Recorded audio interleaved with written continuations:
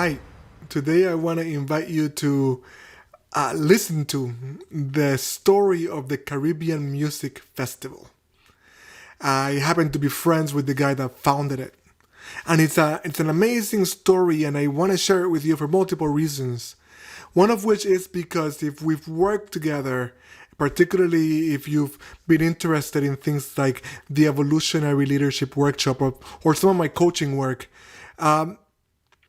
even my work with organizations, so much of it is about what it takes to take an idea, a dream, out of your head and into the world. What does it take to make something beautiful happen? What does it mean to line yourself up with the creative impulse, with the thing that is calling you, with something that wants to be born through you and serve it? What happens when you do that? How can you do it? I love introducing you to people that make things happen. And my friend Paco de Onis, who is currently the executive director and the production director of one of my clients, Skylight Films, is founded the Caribbean Music Festival. And this is the story of how that happened. Now, if you know anything about music, you should know Caribbean music. Caribbean music has an outsized impact on the global scale, right? It coming from this small islands or this kind of basin region around the continent of South and Central America.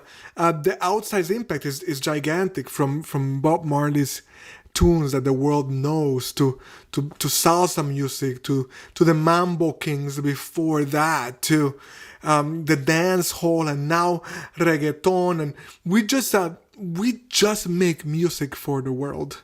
And my friend Paco had the vision of bringing Caribbean music together during this magical 12 years in Cartagena, Colombia. Here's a story of how it happened. I hope you enjoy it. Thank you for your attention always. My name is Gibrán Rivera, if I have not introduced myself. I am a facilitator, I am a guide, I am a coach and a teacher. And I'd like to invite you into a conversation with remarkable humans who are devoting their lives to the evolution of consciousness and culture. Enjoy. Paco, my friend, it is so exciting to finally be having this conversation with you. How are you doing today? I know. I'm doing great. I'm really happy to be having this conversation as well. We've been talking about it for a long time. Yeah. So the reason why we're talking today, because you and I have so much work that we do together, and this conversation could go in so many directions. The focus of this conversation is that you literally founded and built and ran the Caribbean Music Festival of Cartagena, which is a famed institution, a major cultural event in Caribbean music. And I am Caribeño, I'm Puerto Rican. I have been nurtured, bred, grown by the music of the Fania All-Stars and Hector Lavoe and Cheo Feliciano, and in my own generation, Gilberto Santa Rosa and Tito Rojas. And today I derive so much pleasure from the reggaeton stars, from Tego Calderón to Don Omar and Residente, all the way to Bad Bunny and Anuel AA. It's just, I think of the Caribbean as the heart of Africa outside of Africa. And there's something potent and powerful that happens there. And somehow, being in the right place at the right time, you manage to gather some of this constellation of stars in this magical land, in this and created this event that people speak of to this day. And so I definitely want to hear about that. I want to give you a word in edgewise in a second. I think I want people to know what we're talking about. But before we even start, Paco, I want to talk a little bit about how we come to know each other. And I would love for you to introduce yourself and talk about the work we are doing together. So we're not together we don't come to know each other because we're producing music festivals. We have been working together for years because we met, I think, at Sundance. And from that point on, we have been doing a series of solidarity labs throughout Latin America. And we're now Right. getting ready to do what it might be our fifth one in Peru. We've done Mexico, and we did Colombia first, then Guatemala, then Mexico, then Afro-Colombia. Now we're going to Right. Peru. And so maybe you can talk a little bit about that work, the work you do now, and then we will get right into the juice of the matter. Right. Thanks. Thank you, Gibrán. Yeah. I mean, it's really a pleasure to be able to share all this with you. And I am really a producer of many things, documentary films, labs, music festivals. I discovered early in my life that I had a talent for bringing things together and making things happen. So that was just driving me, and we met at a Sundance lab at the Sundance Resort in the summer. It wasn't the film festival; it was Right. specifically a lab, and at that time, I was thinking about this Solidar Labs idea, which had come about because Pamela, my wife, who directs the documentary films that we make, films about human rights issues, social justice, we were invited to a conference in Colombia in 2014 called Archives for Peace. And they brought together archivists from different parts of the world, the archives that had been uncovered of human rights atrocities, and which in many cases led to trials and justice, or were in that process. And so there were archives from Argentina from the time of the dictators, from Chile from the time of the dictators, from Guatemala from the military dictatorships, the police archives, etc.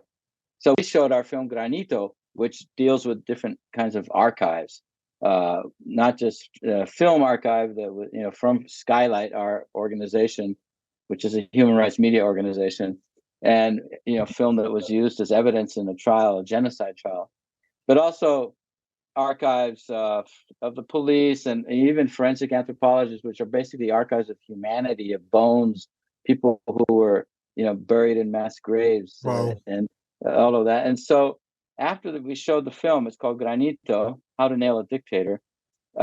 We were surrounded by these community leaders and activists, mostly women from all different parts of Colombia that had come to this conference, or had been invited to it. And they were all saying, we need you to come and tell the story of our community.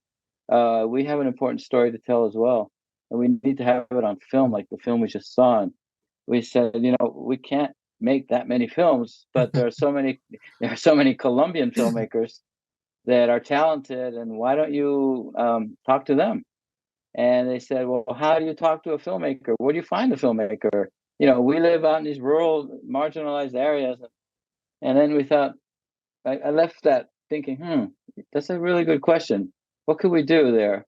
And so when I met you at that lab at Sundance, I thought, wow, okay, here's the person, because you speak Spanish. And I thought, here's the person who could actually facilitate a Solidar Labs, which the idea was to bring together filmmakers and activists and community leaders in a space that was, as you've often said, Gibrán, relational, not transactional. Right. Nobody was coming in there with a specific project, to work out, but it was about getting to know each other and creating ties of solidarity and trust. Trust is so important when you are telling stories with other communities, and everybody has to trust each other. And you can't be an extractive filmmaker and have that work. So we wanted to make sure that the filmmakers understood this, that they had, it was a collaboration with the people whose story they were telling, and to sort of inculcate that, as you know. So we designed, or we together designed this Solidar Labs, this process, which proved to be very effective, right? Yeah. The first Solidar Labs took place in Colombia in 2016. And like you said, after that, Guatemala, Mexico, back to Colombia. And people from that first Solidar Labs in 2016, they're still with us, and we're still, creating projects together. We, out of the Solidar Labs, came a project called Vivex, and Vivex is a network of land and environmental defenders and human rights defenders in those countries, in Colombia, Guatemala, Mexico, that are under constant threat, and are, are assassinated in large numbers, and it's really devastating. And everybody in the Solidaridad was saying, "What can we do about this?" Right. And so we decided to create a network, feeling that if a network of the defenders got to know each other and could come forward as a network. And so to sort of create a hub for that network, we collaboratively designed an app which has tools in it for exchanging ideas, for coming together, for protection, for information. It's the Vivex app, which is being used by the members of the network. So that's been an amazing project, which is ongoing. And yeah, It's and amazing. here we are, right? And our next Solidaridad was planned for Peru. We had to postpone it because of the uprising in Peru, but we're still planning on it in November. So looking Powerful. forward to It, yeah. it's good to hear from your mouth and hear you recount it, and it's so prescient to be able to, not to be able, but to have to tell people. We would have been in Peru last week, and we had literally had to postpone because of the unrest there, right? And yeah, what you are working on, what we faced in Colombia when we first got there, right? It was right after the referendum, and what's happening in Mexico now, and it's just like we're going right to the places where the thing is happening, and where this human rights abuses need to be documented, and where people, artists, and human rights activists have to come together to be able to tell stories of what is going on, and also to imagine more hopeful stories for the societies that we want to build. And it's remarkable work. And one of the important things about that work, and this is how we'll transition to the festival, because of course I'm interested in the festival itself, like I said, given my own heritage, given my own passion for Caribbean music, my own knowing that I think all music, not all music, but music music is this thing that in many ways makes us human, right? And then when a people have a sound, um, and that sound reverberates globally, right? Because this is a relatively small region of the world.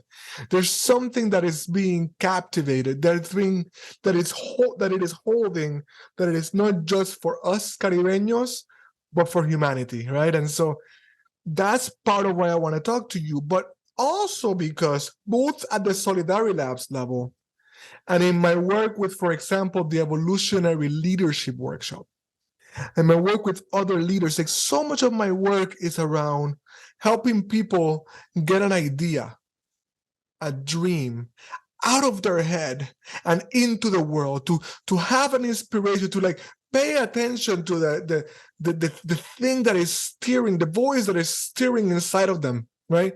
And to have the courage to take the necessary steps one at a time, one tiny step at a time, to make it a reality, right? And so when I hear your story and all of the ways in which it became real, I think it's a story worth listening to because of that, because this is how stories come to fruition.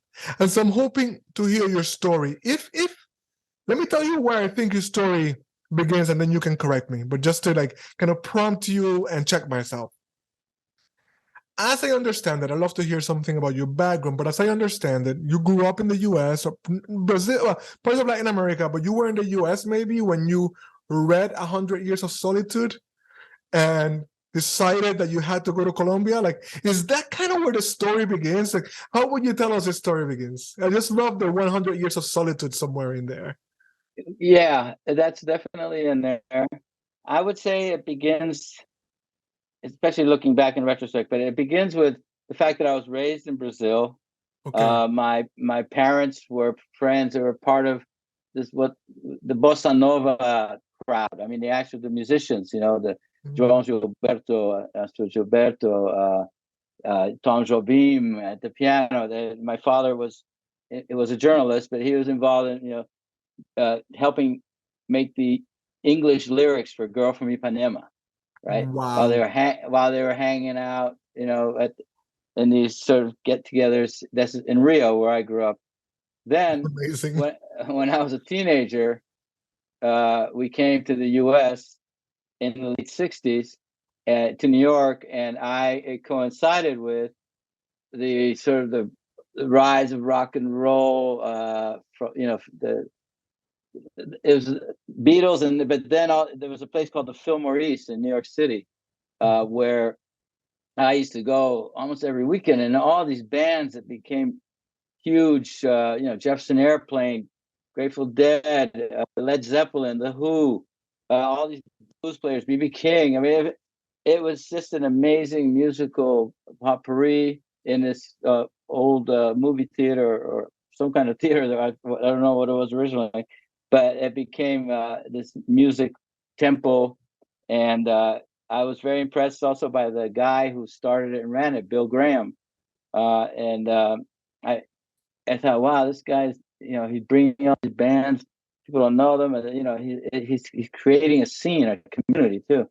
And so I guess that just stuck with me. And then I went off to college out in California at Berkeley, and then I read 100 Years of Solitude. And I wanted to be a novelist. That's what, in my mind. That's what I imagined myself. I was in my early 20s.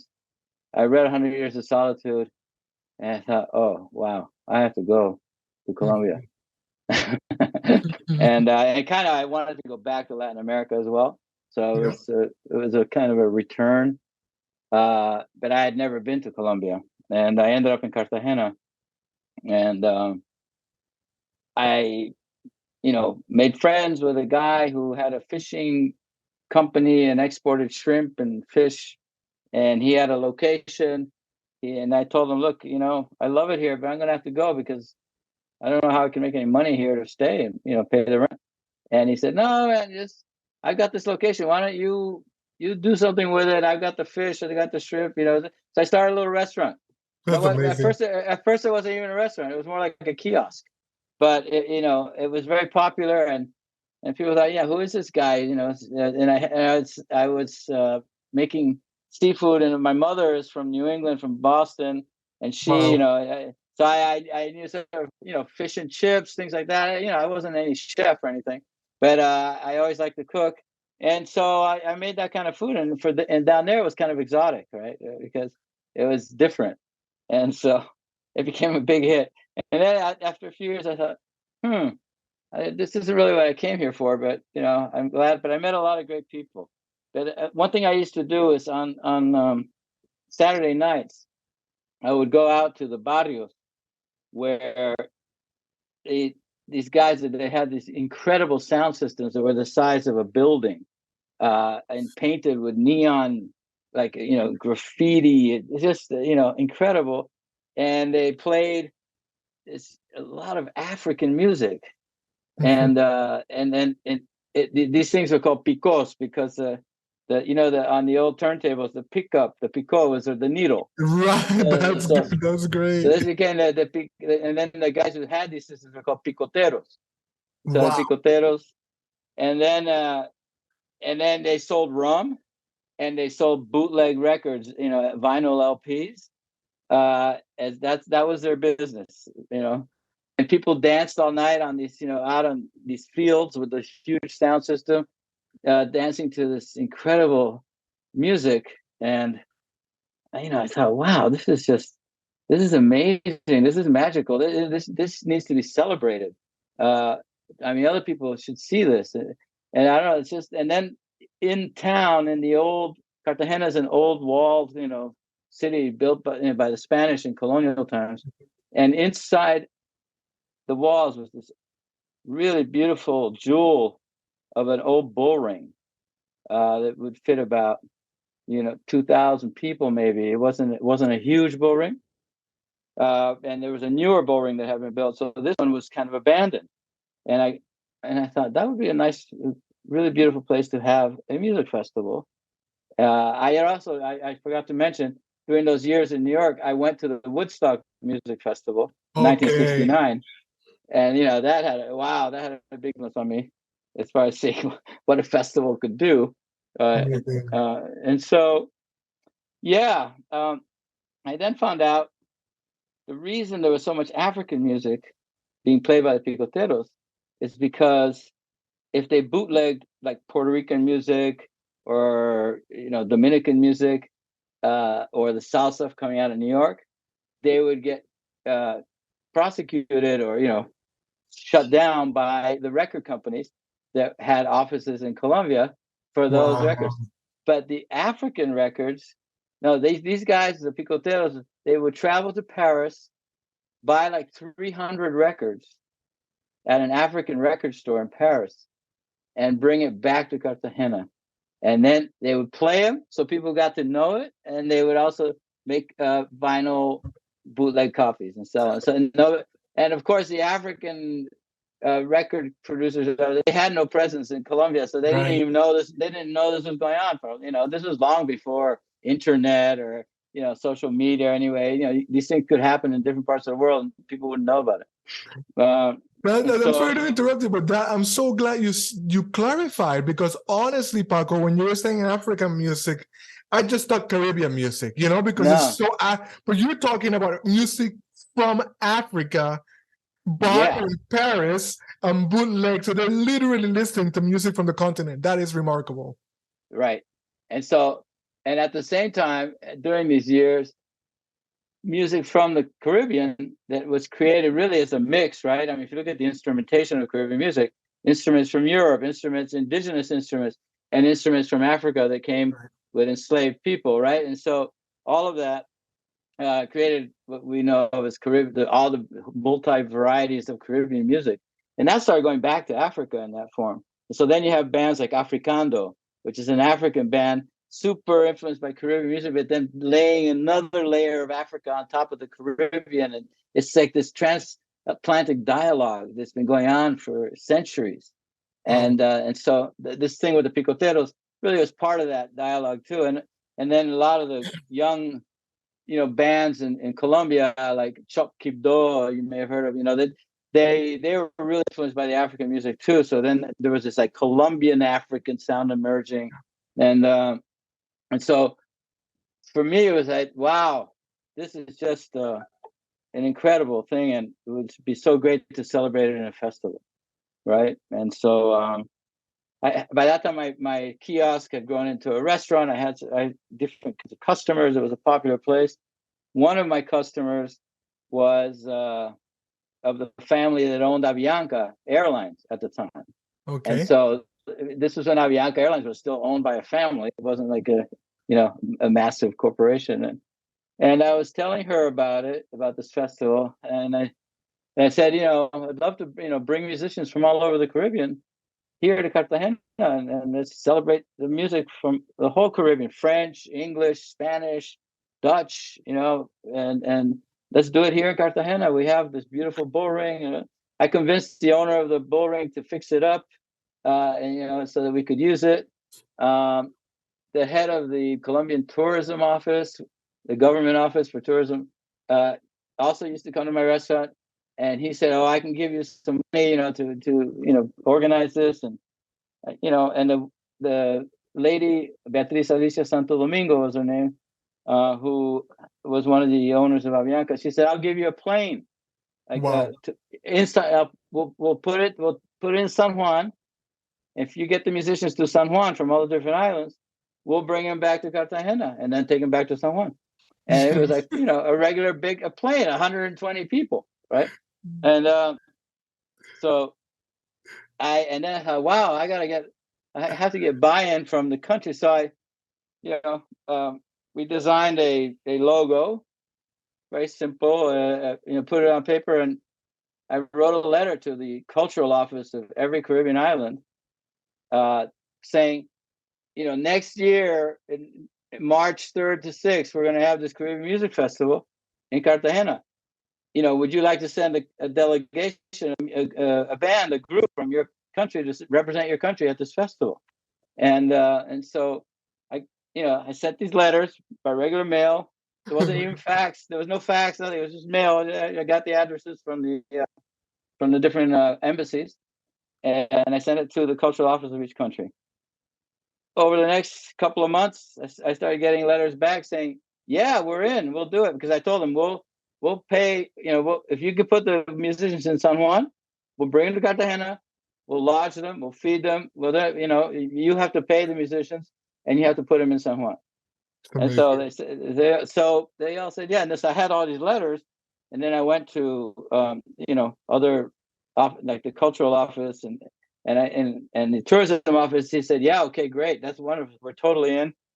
I went to the culture office, and the Ministerio de Cultura, as it's called, and the woman who was in charge, she was the director of the cultural office, the Ministry of Culture, the minister actually, and she.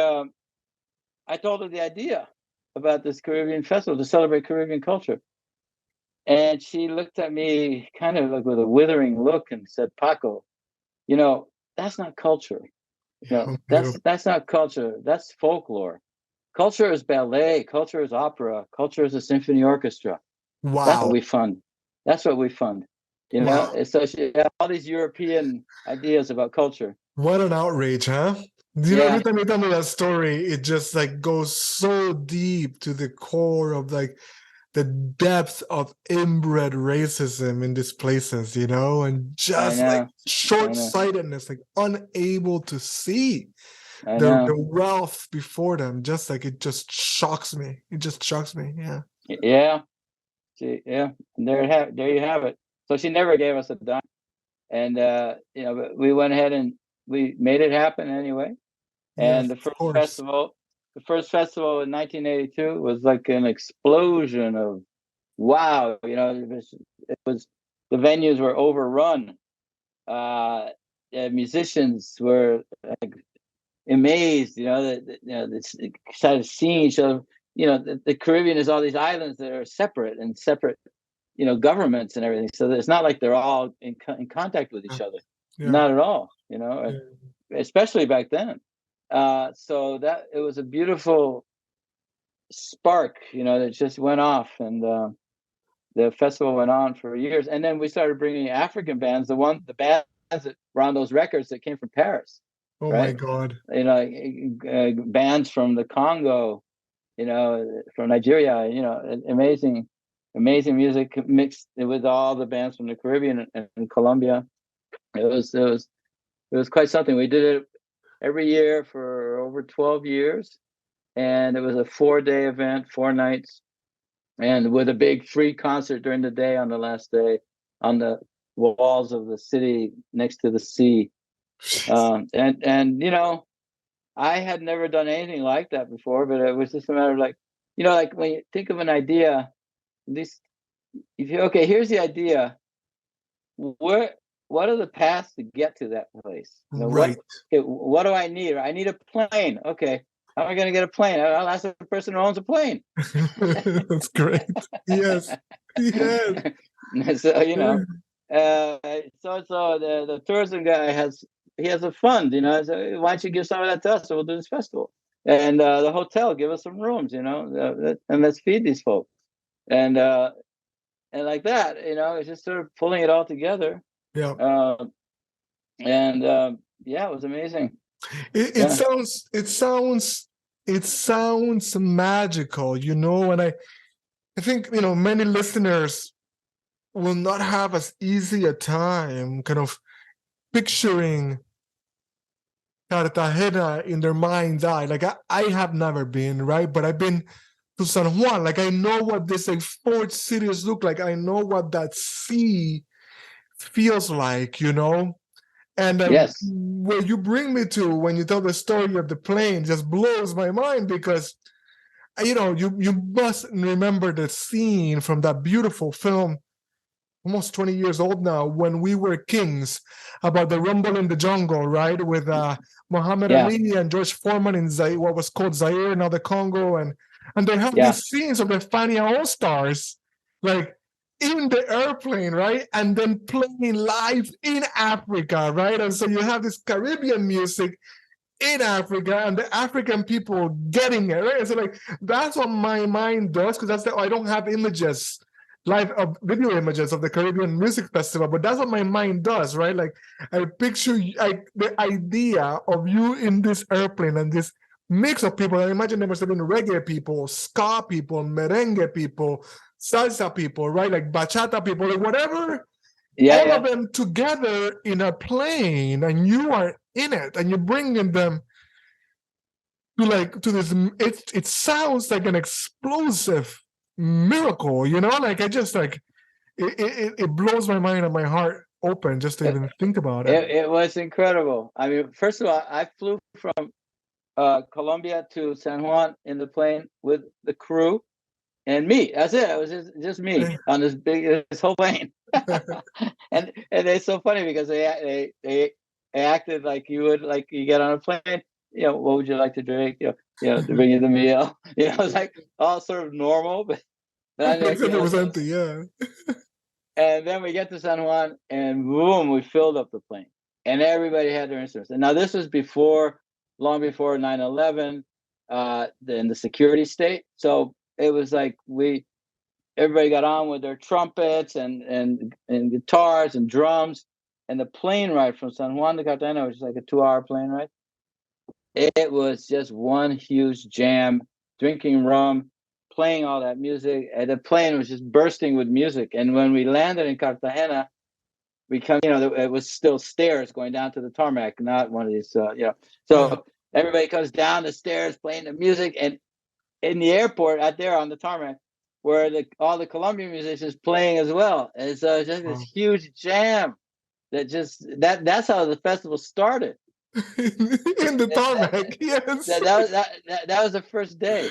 That's what a miracle, man. I get goosebumps even thinking about it. I really, really do.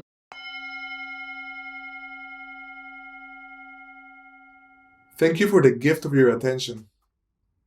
If there's something here that resonates for you, something that feels true and good, think about a friend that you could share it with. We curate for each other. And that's the only way the good stuff spreads.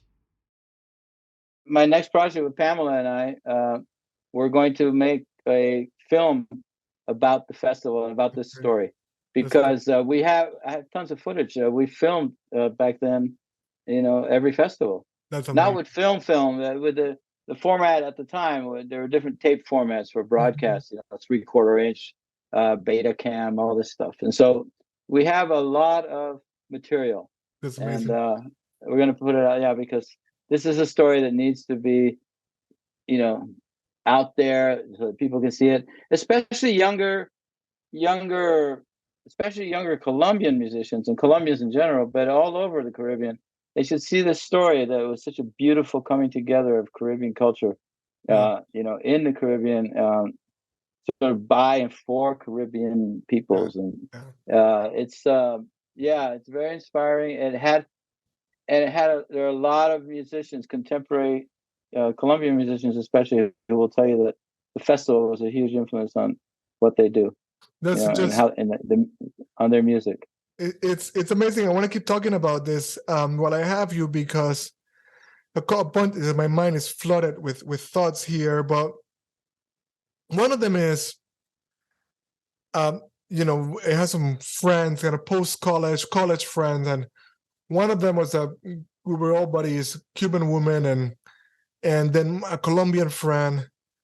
He was Caleño, and then me, and we would talk about the Caribbean and Caribbean music, and he would always bring in the Colombian salsa, and we would kind of like look at him sideways, right? Like, we're the real Caribbean, and he would just like make fun of us and also like rebel. He's like, why? Because you're islands? Like, we have a huge Caribbean coast. Like, you don't have to be an island to be from the Caribbean. It was this kind of ongoing joke that we had. And it makes me think I'm forgetting his name. You'll remember one of the participants in the Afro-Colombian Solidarity Labs. He made a powerful comment that I would like you to speak for yourself. But I remember, Colombia has a Pacific coast, right? Yeah. And then it has a Caribbean coast. But once in a while, somebody would refer to it as the Atlantic coast. And every time somebody would say that, he would stop the whole group and he would say, no, no, we do not have an Atlantic coast. We have a Caribbean coast, right? And Yeah, even when yeah, you go to Puerto Rico, like if you're technical about it, right, the north of Puerto Rico is Atlantico. The south, the southwest is Caribbean. The Caribbean is a water basin, right? That it's a sea that holds itself, and yeah. it has a magic in it. What was this brother's name? Remind me of his name, and Edwin Salcedo. Edwin Salcedo, and tell us Edwin what he Salcedo. said about the impact of the festival on his own identity. Yeah, that was amazing because it was even a surprise to me. I first met Edwin when he came to the Solidaridad through that open call that we do, and he stood up at the beginning and looked around all the other people who were there, and he said, I don't know if any of you know, but this is Paco, who started the Caribbean Music Festival. And he said, I was 15 years old when I went there for the first time. And he said, it was the first time that I self-identified as Afro, as Black, and which I thought, wow, that's amazing because he's Black. And so what? But the fact is, he hadn't really. This are his words. He hadn't really thought to put it together that way. Yeah, And he had, then he said the festival just changed his life, and he'd become a producer of series for television, with a very Afro lens, mm-hmm. A very aware lens. It's really something. But he said it was the festival that kind of put him on that path. Yeah. Thank you for saying that, and I'm going to go on a little sidebar here because I think people, especially Americans, might have a hard time understanding the implications. And I'll tell you the sidebar, which is it was in the Colombian Pacific coast with you during Solidarity Labs that we watched the documentary film Apátrida. Do you know how you say Apátrida in English? What is it called? Is it stateless? Stateless would be a good translation. Yeah. Yeah. So we watched that with Black folk in the Caribbean. Yeah, it's a film by Michelle Stevenson, who was with us there. She's there. She's an American Afro film director. Right. And Haitian heritage, right? I think. And Haitian heritage, yes. So correct. She did this film about people of Haitian descent born in the Dominican Republic and unable to claim Dominican citizenship because you can't just be born there. So they have no land. They have no state, right, that to be a part of. And it's amazing because the film shows all of the same ridiculousness around borders that we see here, except it's within this island, right? The island of Española, right? And it is it's a very, very powerful film because it shows you how outrageous borders are and the racism, right? And one of the young men was talking to me after, Colombian young man, again, all the participants are Black, and he's talking to me and he says to me, I had heard it spoken of that there were Black people in the Caribbean who did not know they were Black. I had heard of this, but I had never seen it with my own eyes, right? Because you have these Dominicans who are obviously people of color being racist towards the Haitians, right? And so I think it's important for people that don't understand how it works in Latin America a lot of the time to be like, we are denied, we are like, in Puerto Rico, we're told we're three races, Black, Spanish, and Indigenous. But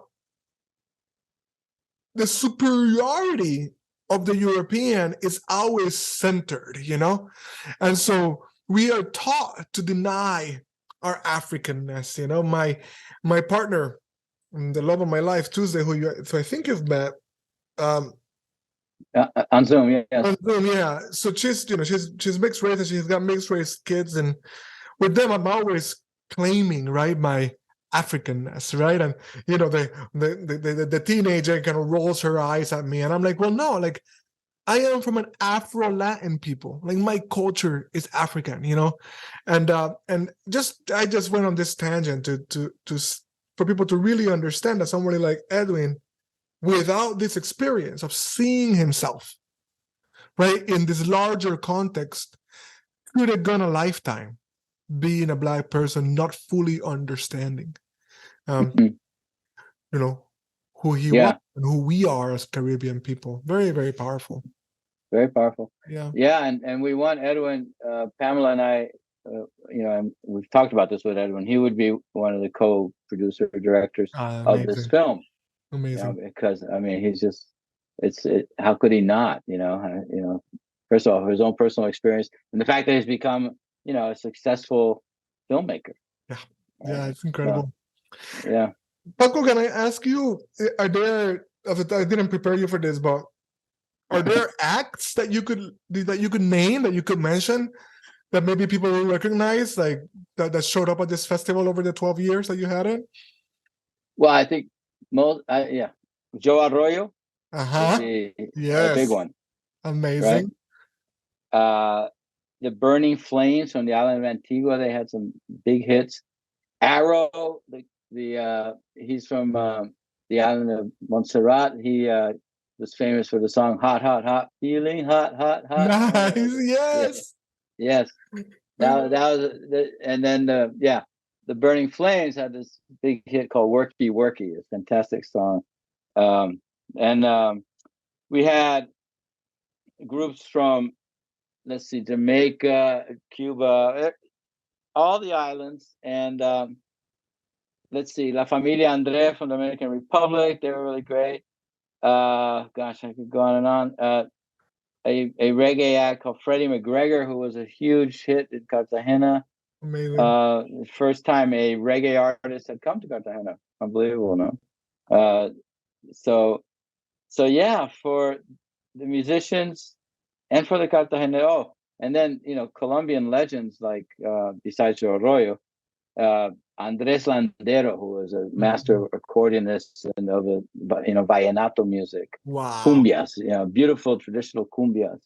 Grupo Nietzsche from Cali. Speaking No of Cali, way. That's yeah, incredible. That's yeah. incredible.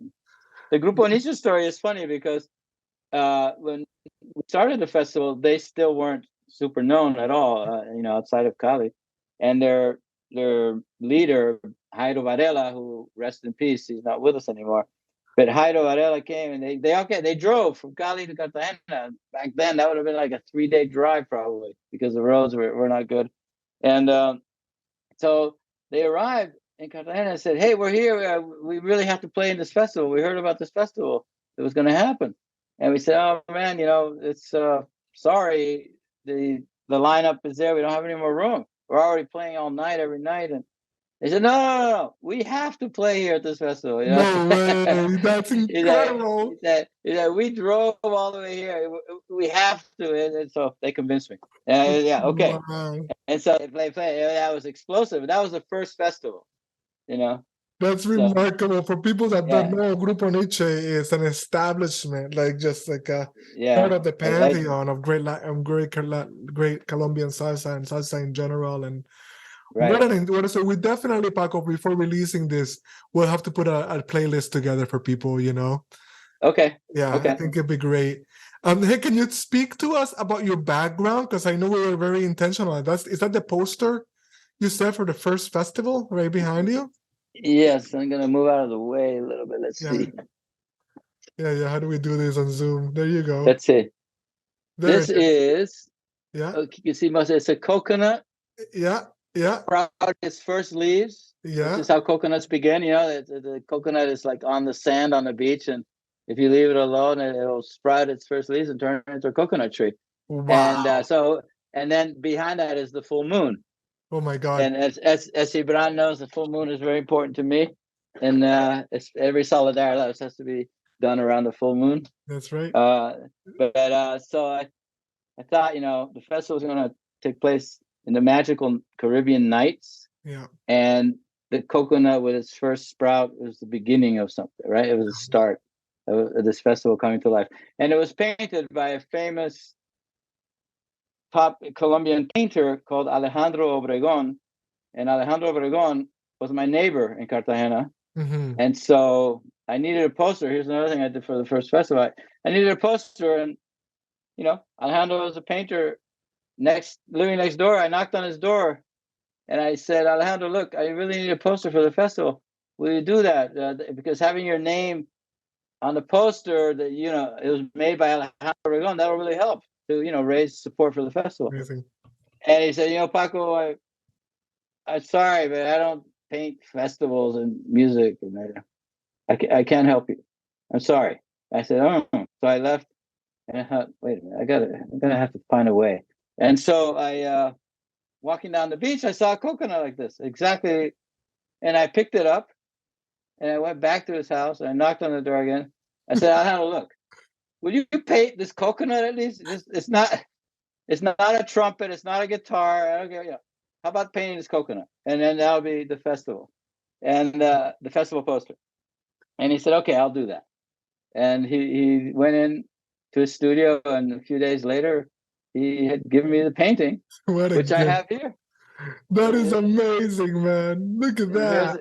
Let's see if I can get it on the. It's not coming through. Not coming through, but it's fading within itself. Yeah.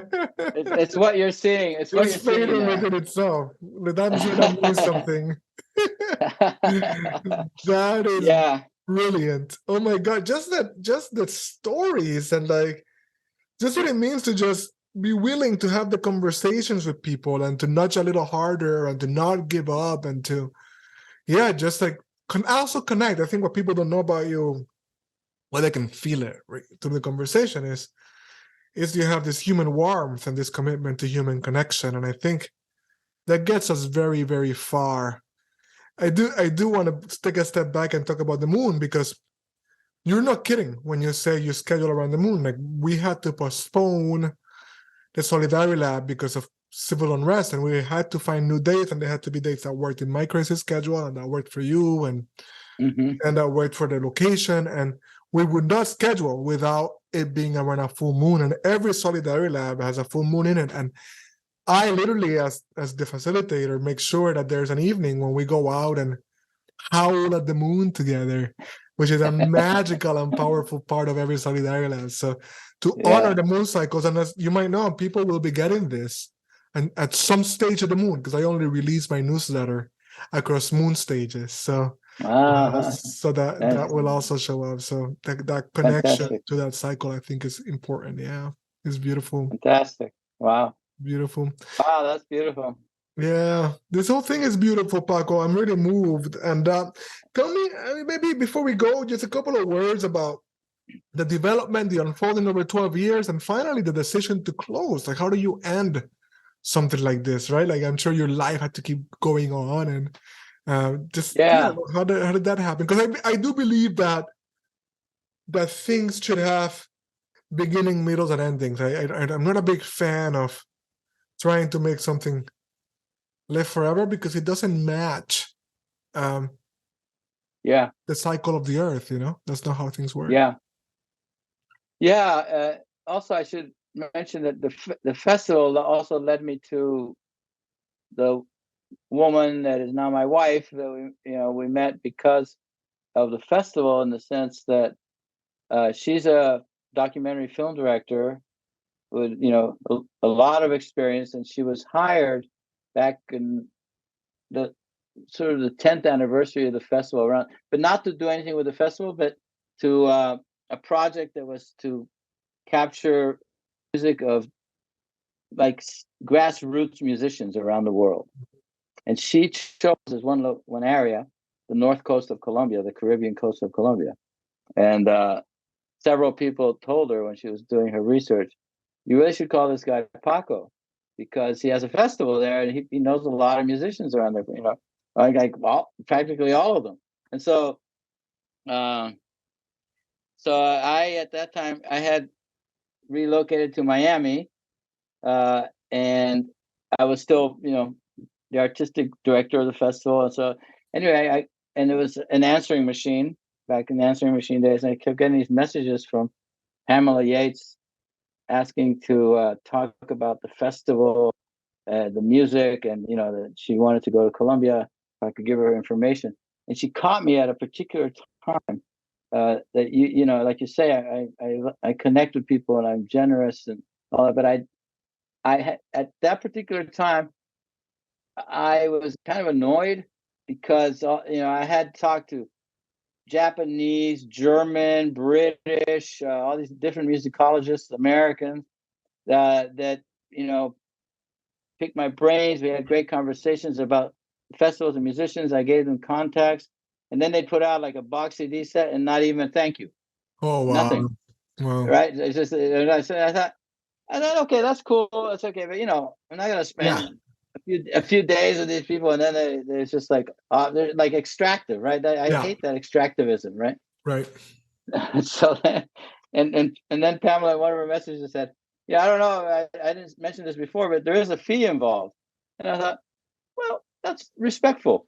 And so, Right. so I called her back, That's and amazing. then we agreed. We met at she was living in New York. We met at the airport in Miami, and got on a plane to Colombia, and Wow.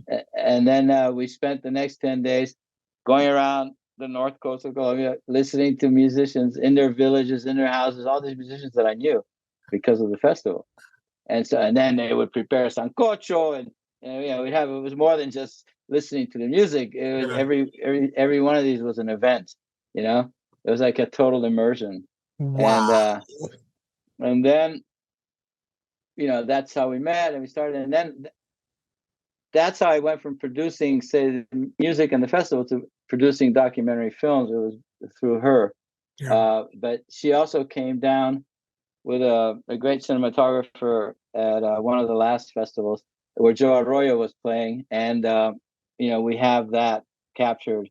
That would be part of the film when we come to making the film. So all of that, but the festival really wound down because it became increasingly difficult in the 90s in Colombia, because most of the Yeah. festival took place in the 80s. In the 90s, there was so much violence, paramilitary Yeah. violence, and the rise of cartels, paramilitaries, the Colombian army against, and it was just like very, very violent time. Yeah. Not an atmosphere for festivals. One might argue, oh, but that's even a better time to have a festival. But nah, it was a dark time. Yeah. And that reminds me of when we met. Remind me the first Solidarity Lab in 2017. Is that what you said? The In 2016. 2016. And so that's like what, that's Yeah. that's almost 25 years after the 90s, like 1990. And that's when we had designed an agenda around this referendum, this peace referendum, kind of assuming that peace would win, and Right. the no vote won. And one of the things that was really hard for us we had to reimagine the agenda. One of the things that was obvious to us when we were there is that the people that voted no were the people that were furthest from the actual conflict, right? And those were the people that could vote based on like ideology, right? Like screw them, Yeah. right? And then we could see the despair in some of the participants. Like there was some very real trauma among people that have experienced very real violence, and I Right. just remember that referendum was Yeah. very much in front of a week, 2 weeks since before we landed. It was very intense, Yeah. The timing was uncanny, really, because as to select the 24 people that come to the Solidarity Labs, we do an open call months before, right? The whole process starts like 8 months before the Solidarity Labs, and more than 200, 300 people apply, and you have to bring that down to 24. It's always a difficult process, and we couldn't have predicted there was going to be a referendum, and much less that it would be a no on peace, because the Colombian government and the guerrillas have been working on a peace accord for 4 years. In Havana, that's where they were talking peace, and they finally came up with an accord, and then this referendum came along. Because it was a right-wing government that came in, and wow, no, man, that was a shock. That was Yeah. That makes sense as to why things would have to wind down. I want to ask you another question before I let you go, with maybe a bit more esoteric, but I think it's connected. Because again, I wanted to talk to you because I think this is magical. Like just hearing the story transports me to the very possibility of this musical explosion, and just how it takes somebody with a little bit of vision, and some willingness to make the relationships right, and I know it was a different time, but there's something about you going back to the moon. Another special thing about you is that you're a surfer, right? And that you spent a lot of your youth chasing waves, and you and I have had conversations about the moon and how it impacts the waves, and how to ride the waves is to ride energy. And Right. there's something, I'm not a surfer, but I know something about energy, right? And I know Yeah. something about tuning into the earth and its cycles and the moon and the tides. And it seems to me like there's something related here, that there's something connected to being your capacity to, in your own body, to somatically stand on the water, right? Yeah. Feeling the earth as it turns, listening for, right, where this wave Yeah. is going, and the capacity to turn something into reality, right? To like to make something beautiful, to produce something beautiful. There's a connection there, at least romantically for me, from where I sit as a non-surfer. Am I right? Am I setting you up? Like, what would you say? Is there anything you could share about that connection? Wow. It's really like for me, surfing is like a meditation. Mm-hmm. There's different kinds of surfing in the sense that some surfers are really like what they call hot doggers and they're up and down over the wave. Other surfers, the ones that I identify more with, we draw these fine lines across the waves, and he's just Mm-hmm. going, he's sort of riding with the energy. And this is an energy that comes from not only deep in the ocean, it comes from the moon and the tides, and it comes from all the motions of the planets. I mean, everything, it manifests itself in these waves, which are affected in different ways. That's why the different beaches of different oceans have different waves. It depends on the depth. It depends on you know cycles of the moon at that time, storms, all kinds of things. So you suddenly become part of the manifestation of the energy of the planet Mm-hmm. and other celestial beings like the moon, and Yeah. so that to me is really so powerful, so magical. It's Yeah. so I grew up in Rio. I grew up on the beach, and so I was always by the ocean, and that is just a big part of me. Yeah. Another thing I should mention, I think in the late '60s, I was part of the whole psychedelic movement of that time, and Timothy Leary, and you could go on and on. And so that also was a big. Of I course. think it. I think it gave me the confidence, right? Because you suddenly you're looking at the world in a different way. You're seeing all these possibilities, Yeah. and in a way, not suddenly nothing seemed impossible. Yeah. There's something that you said at the first Solidarity Labs, and it's if you go to our website, skylight.is, and you look for Solidarity Labs, you'll see this video.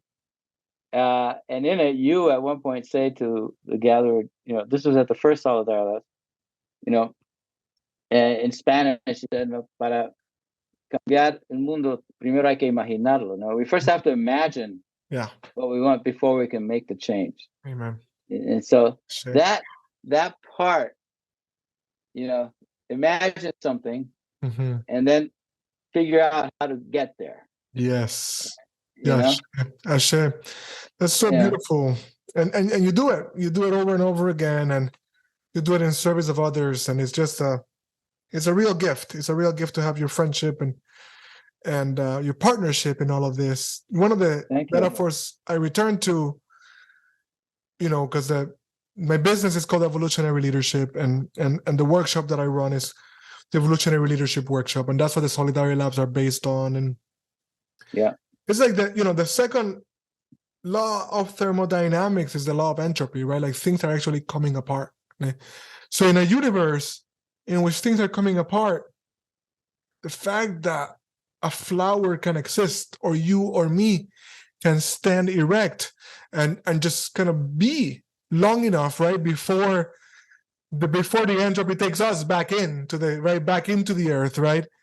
That's the miracle. That's the unusual part, right? Like, and so like what I talk about in the more like it's to make your dream happen, right? Is to align yourself with the evolutionary thrust, right? Like there's a big bang, right? That something somehow came from nothing, right?